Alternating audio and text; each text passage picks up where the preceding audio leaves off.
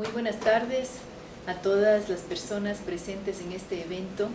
en este foro sobre megaminería y derechos. Es para nosotras un gusto poder participar desde Cuenca, Ecuador, a través de este video y compartir con ustedes algunas de las experiencias de nuestra resistencia a los proyectos de megaminería. Queremos comenzar pues diciendo que somos miembros del Frente de Mujeres Defensoras de la Pachamama, una organización que se fundó en el 2008 y que es parte de todo un gran movimiento de resistencia a los megaproyectos mineros, en especial en el sur de Ecuador. Ya va a ser una década que comunidades en distintas regiones de la Amazonía y la región andina del sur de Ecuador comenzaron sus preocupaciones frente a la presencia de empresas de minería. En aquellos tiempos todavía no se tenía conocimiento de la dimensión de los proyectos que estas empresas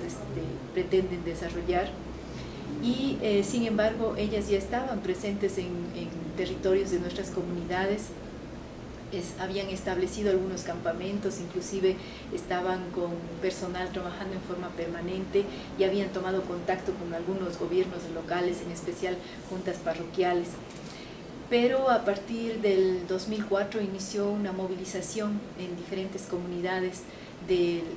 las provincias, sobre todo del Morona Santiago, de Azuay y Zamora Chinchipe, que llevó hacia la conformación de un movimiento nacional en el 2007, cuando se creó un espacio de coordinación que tomó el nombre justamente de Coordinadora Nacional por la Defensa de la Vida y la Soberanía, y fue a través de la coordinadora que se pudo poner en el debate nacional la situación de estos proyectos de megaminería en el sur del país y en otros importantes espacios como es en la parte norte, en Intac, en la provincia de Imbabura. En esos tiempos pues se llegó a conocer ya que casi la cuarta parte del territorio ecuatoriano estaba entregado a empresas transnacionales de minería, las cuales habían obtenido miles de hectáreas en concesión apenas a $1 por hectárea. La Coordinadora Nacional por la Defensa de la Vida y la Soberanía llevó estas demandas a diferentes instancias. En aquellos tiempos, de inicios del 2007, que el gobierno del actual presidente Rafael Correa estaba iniciando, pues había la expectativa de que este gobierno podía hacer algo respecto a esta situación de estas concesiones que fueron dadas a espaldas de las comunidades, es decir, violando fundamentales derechos como son el de la información y la consulta previa, que además habían sido entregadas en áreas protegidas, en zonas de amortiguamiento, en bosques protectores y frágiles ecosistemas donde nacen fuentes de agua y que son fundamentales para cuencas y subcuencas que irrigan gran parte de los territorios de la Amazonía, de la sierra y de la costa de Ecuador. Entonces estas demandas se llevaron y con la coyuntura de la Asamblea Nacional Constituyente en el 2007, en el 2008 se tomó, digamos así, estas demandas o las comunidades a través de su movilización, a través de la protesta, a través de llegar incluso a acciones de hecho, demandaron que se haga algo al respecto. La Asamblea Nacional Constituyente emitió en abril del 2008 un documento jurídico que se llama Mandato Minero, en el cual se extinguían las concesiones de las transnacionales justamente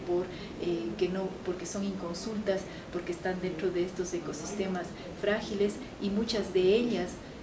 estaban en manos de pocas personas y compañías. Tal es el caso, por ejemplo, de esta enorme área denominado el Cinturón de Cobre, ¿no?, que existe al norte de la provincia de Zamora Chinchipe y sur de Morona Santiago, que estaba adueñada la empresa canadiense en ese tiempo, Corriente Resources, la cual pues a partir del 2010 es de una corporación china. En ese sentido pues se emitió el mandato minero, sin embargo el Ministerio de Minas nunca hizo cumplir este mandato, dejaron intocadas las concesiones de las empresas, por tanto siguió el conflicto con las comunidades. Más bien el gobierno lo que hizo fue declarar muchos de estos proyectos como de interés nacional, son proyectos estrellas, así lo ha denominado el régimen de Correa, muchos de ellos también protegidos con la aprobación de la nueva ley de minería en el 2009, a pesar de la movilización, a pesar del rechazo de las poblaciones.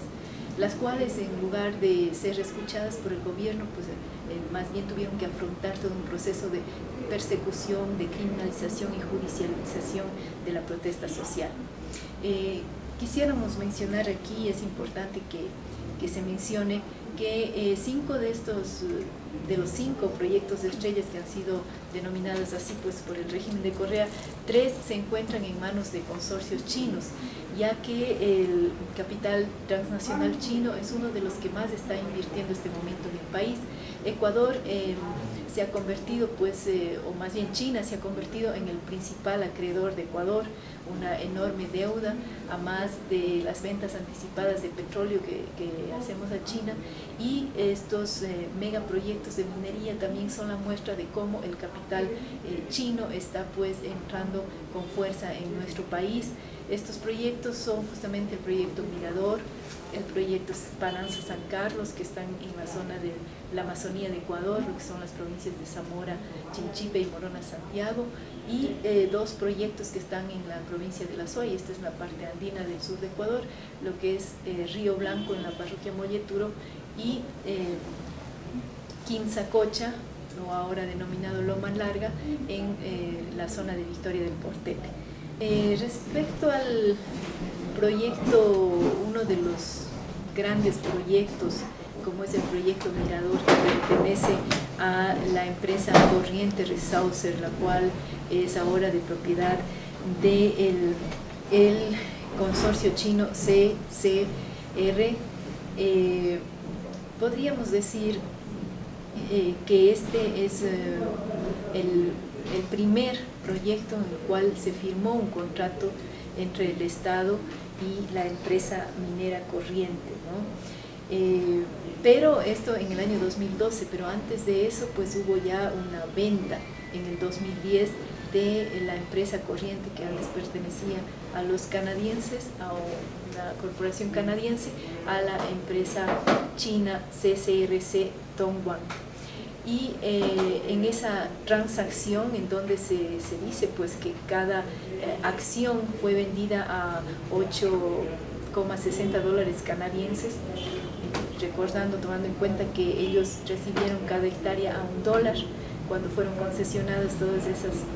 miles de hectáreas que ellos pasaron a manos de la empresa china sin que el Estado ecuatoriano reciba absolutamente un solo centavo. Es decir, esta empresa china Corriente, que era la dueña de estas concesiones, hizo ya su negocio, vendió y ganó muchísimo dinero con esto, pasando a manos del consorcio chino. Se dice pues que existe en esa zona un enorme cinturón de cobre, ¿no?, de 62.000 hectáreas, y que hay allí miles de millones de libras de cobre, que es lo que quiere explotar justamente esta empresa china, y que es de interés también del gobierno ecuatoriano, ya que ellos están dando todo el apoyo y el impulso a que se desarrolle este proyecto del Mirador, al igual que el de Pananza San Carlos, que se dice que es mucho más grande que el de Mirador, ¿no? Según palabras del presidente Correa, sería la segunda mina de cobre más grande del mundo, según lo que él ha dicho. Pero lógicamente aquí hay que entender que en este momento, como ya lo había dicho anteriormente, Ecuador está muy endeudado con China. China en este momento está ingresando en todos los sectores estratégicos, está invirtiendo en petróleo, está invirtiendo en hidroelectricidad, está entrando también en las telecomunicaciones, en el área de la construcción. Es decir, en este momento están acaparando grandes sectores, y el gobierno está empeñado en seguir entregando a las empresas transnacionales de China justamente todos los recursos naturales, ¿no? En ese marco, en esa situación, pues las comunidades han venido resistiendo a la implantación de estos megaproyectos de minería, han venido levantando su voz desde hace una década, y de esta manera se ha impedido que hasta el momento pase a la fase de explotación algunos de los proyectos. en especial lo que es el proyecto Mirador y lo que es el proyecto Río Blanco en la provincia de Azuay. Creo que eso es una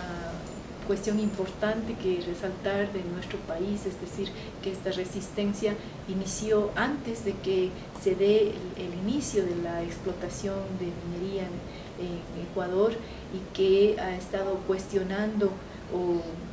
reclamando por derechos fundamentales que tienen que ver con la consulta previa, que tienen que ver con la información necesaria sobre estos megaproyectos que jamás fue dado a las comunidades, y que están sobre todo en una circunstancia de pedir al Estado que adopte una medida de precaución frente a lo que puede ser los impactos de la megaminería en nuestro país. Los campesinos conscientes rechazamos las injusticias, los campesinos conscientes defendemos los derechos humanos, los campesinos conscientes somos defensores de derechos humanos. Por eso estamos aquí defendiendo el agua, defendiendo la tierra, queriendo que se haga justicia, y lo vamos a exigir, y tienen que hacer justicia. Sí, muy buenas tardes a todos los que nos están escuchando por medio de este video allá en México. Nosotros somos una organización que nace en febrero de 2008. Somos parte de la Coordinadora Nacional en Defensa de la Vida y la Soberanía. ¿Por qué nos organizamos o por qué estamos en esta resistencia? Por lo que vimos que nuestros derechos están siendo violentados por los gobiernos y no están respetando lo que es a nuestra madre tierra, nuestra naturaleza. Entonces, por eso el nombre del Frente de Mujeres Defensoras de la Pachamama. Pachamama quiere decir nuestra madre tierra. Entonces, en vista de estos conflictos, como ya mencionó mi compañera, que hubo en el 2007-2008, el pueblo, las bases de las comunidades, realmente las mujeres campesinas, hicimos conciencia de que no es posible que los gobiernos vendan nuestros territorios y nuestras fuentes de agua, den a las transnacionales mineras, al capital minero. Entonces, por eso vimos las consecuencias como organización. Hemos venido capacitándonos y nos hemos informado sobre este tema, de cuán terrible son se puede decir, las consecuencias en el futuro, ¿no? Ya vemos a nivel mundial qué está pasando en Perú, qué está pasando en mismo México, qué está pasando en Chile, en todo el mundo, qué está pasando con el clima, ¿no? Por eso hay el calentamiento global, pero estos capitalistas de las transnacionales mineras no se dan cuenta o no quieren darse cuenta porque no les da la gana. Entonces eso rechazamos nosotros como organización del Frente de Mujeres Defensoras de la Pachamama. Hemos tenido talleres de derechos de humanos, sociales y ambientales, y también derechos de las mujeres. Nos hemos capacitado y estamos en resistencia. Mujeres de Victoria del Portete, de Tarqui, de Molleturo, de aquí de la ciudad de Cuenca, formamos el Frente de Mujeres. De Tarqui y Victoria está el proyecto de Quimsacocha, hoy con el nombre de Loma Larga. En Molleturo tenemos el proyecto Río Blanco, que también va a afectar allá las fuentes de agua. En Quimsacocha tenemos son fuentes de agua, humedales, donde está la minera yendo a sentarse, donde nace el Rivirquis